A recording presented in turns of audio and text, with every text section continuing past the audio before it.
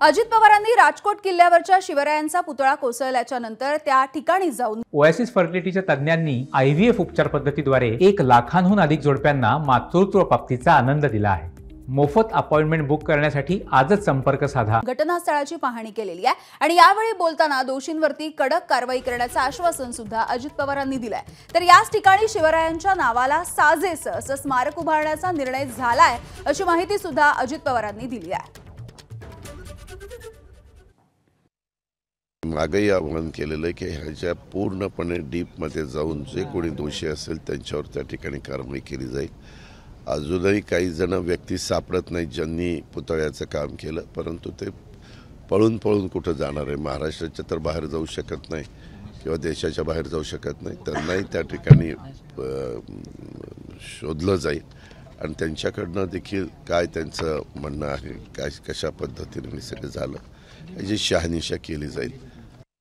राज्यातल्या तमाम जनतेला सांगतो की पुन्हा अतिशय महाराजांच्या नावाला साजेसं अशा प्रकारचं स्मारक इथं उभं करण्याचा निर्णय त्या ठिकाणी झालेला आहे। हा निर्णय होत असताना काही शेजारी खाजगी जमीन आहे, ती पण जमीन मागच्या वेळेस आम्ही ज्यावेळेस उद्घाटनाला आलो होतो त्यावेळेस ती घ्यावी अशा प्रकारचा विचार झालेला होता। मी काही आत्ता अधिकाऱ्यांशी बोललो, त्यांनी सांगितलं की ते खाजगी व्यक्ती द्यायला तयार आहे ह्या सगळ्या इथल्या कामाच्या करता। जो काही त्याचा मोबदला असेल, त्याची जी किंमत असेल आपण व्हॅल्युएशन करतो तशा पद्धतीनं व्हॅल्युएशन करू आणि फार बारकाईनं लक्ष देऊन पुन्हा अतिशय उत्तम पद्धतीचा पुतळा त्या ठिकाणी उभारला जाणार आहे। आपण चव्हाण साहेबांचा इतिहास वाचला, त्यांच्यावर लिहिलेली पुस्तकं वाचल्यानंतर आपल्या सगळ्या गोष्टी लक्षात येतील। त्याच्यामुळे प्रत्येक राजकीय पक्षाने, आमच्यासहित सगळ्या राजकीय पक्षांनी तारतम्य ठेवलं पाहिजे, तिथल्या नेत्यांनी तारतम्य ठेवलं पाहिजे, तिथल्या कार्यकर्त्यांनी उत्साहाच्या भरात काही पण करता कामा नये।